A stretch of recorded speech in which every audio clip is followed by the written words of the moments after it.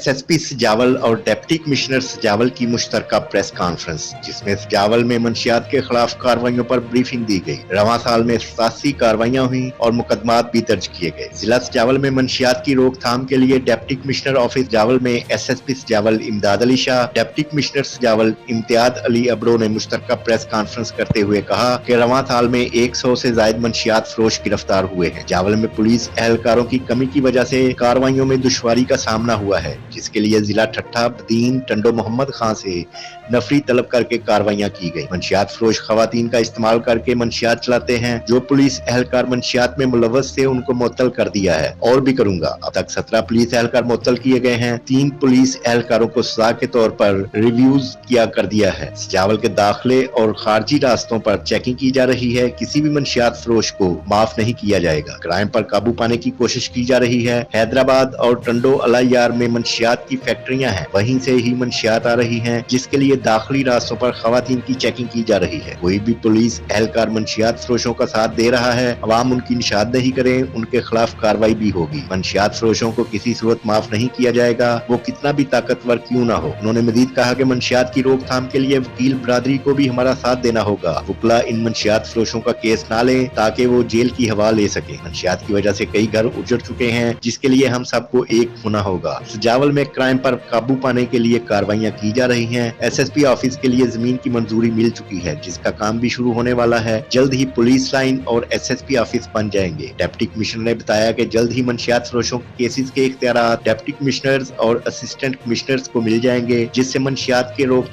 تھام میں فائدہ ہوگا، جس میں 10 سال قید اور 1 لاکھ روپیہ جرمانہ عائد کیا جائے گا۔ ہمیں اختیارات ملنے سے تمام سرکاری محکموں سمیت سول سوسائٹی اور صحافی برادری کے ساتھ کارروائیاں کی جائیں گی۔ ضلع سجاول اور ٹھٹھہ میں منشیات کا زیادہ استعمال ہو رہا ہے، جس پر قابو پانے کی ضرورت ہے، اور شہری اس کام میں ہمارا ساتھ دیں، اپنے بچوں کو کھیل کی طرف متوجہ کریں تاکہ وہ منشیات سے نجات حاصل کر کے اپنی صحت کو بہتر بنائیں۔ دوسری طرف ایس ایس پی سجاول نے آئی ٹی انچارج عبدالحفیظ کی منشیات کے خلاف کارروائیوں پر شاباش بھی دی۔